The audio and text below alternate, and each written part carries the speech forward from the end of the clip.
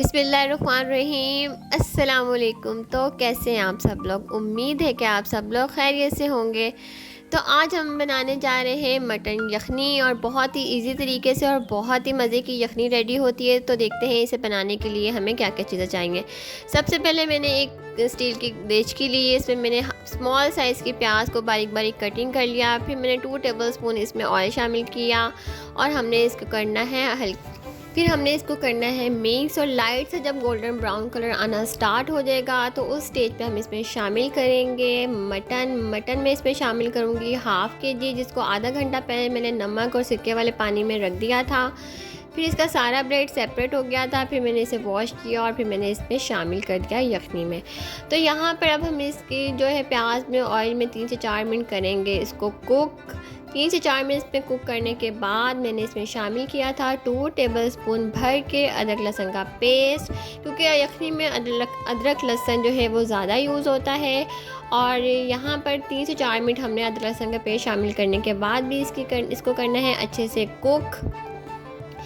और यहाँ पर देखिए हम इसे कर रहे हैं अच्छी तरह कुक, और ये बहुत ही इजी और बहुत ही कम मसालों में हम यखनी रेडी कर रहे हैं। और यहाँ अब मैं इसमें शामिल करूँगी हल्दी मैंने इसमें शामिल की है 1.5 टीस्पून। आप सभी जानते हैं कि हल्दी के कितने ज़्यादा फ़ायदे हैं, और मैं इसको यखनी में ज़्यादा यूज़ करती हूँ।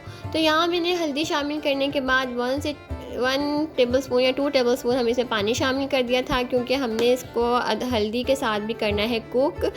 हल्दी का कच्चापन हमने ख़त्म करना है, इसलिए मैंने इसमें थोड़ा सा पानी शामिल किया था। और यहाँ मैं कर रही हूँ इसको कुक।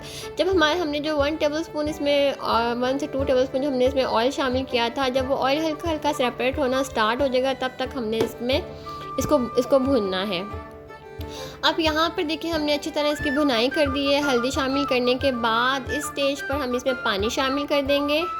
अच्छा, यहाँ पर मैंने गरम मसाले शामिल नहीं किए हैं। मोस्टली लोग जो है शामिल करते हैं बच्चों, क्योंकि जो बच्चे होते हैं ना उनको गरम मसाले की जो तेज़ी होती है वो पसंद नहीं आती है, वो इसलिए मैं इसमें गरम मसाले शामिल नहीं कर रही हूँ।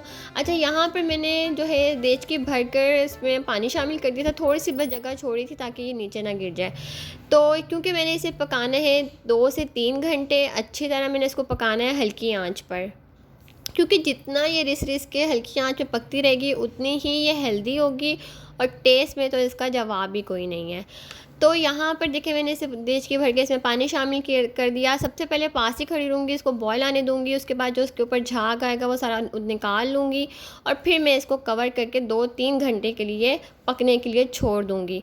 तो अगर आप जो है वो कुकर में यखनी बनाते हैं तो उसका कोई फ़ायदा नहीं है, क्योंकि कुकर में ना तो यखनी का टेस्ट आता है और ना ही वो इतनी हेल्दी बनती है। क्योंकि यखनी जो है वो रिस के हल्की हल्की आंच पे पकेगी। उसकी हड्डियों का जूस रस जब निकलता रहेगा हल्का हल्का से वो पकती जाएगी, तभी उसका टेस्ट आएगा, और वो जायका भी बहुत मज़े का आएगा, और वह हेल्दी भी बहुत ही ज़्यादा बनेगी। और जिन लोगों को जो यखनी पसंद नहीं है वो अगर इस तरीके से बनाएंगे तो आप यकीन करें कि उनकी जो यखनी है वो फेवरेट हो जाएगी।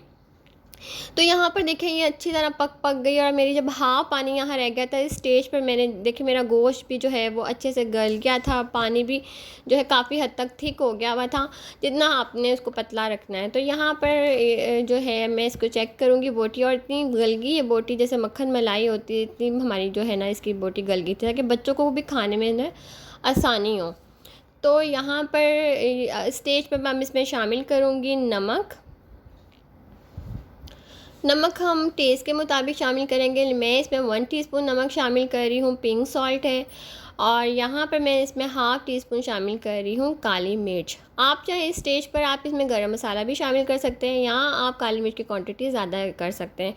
तो ये मैं बना रही थी अपने बेटे के लिए, क्योंकि मेरे बेटे की काफ़ी दिन से कुछ तबीयत ठीक नहीं है, मौसम चेंज हो रहा है तो फ्लू और खांसी बहुत ज़्यादा है। मेडिसिन से भी इतना कोई फ़र्क नहीं पड़ा, लेकिन ये फिर मैंने सोचा कि मैं यखनी बनाऊँ, क्योंकि यखनी बहुत ही फ़ायदेमंद होती है जब फ्लू और खांसी हो या तबीयत ठीक ना हो।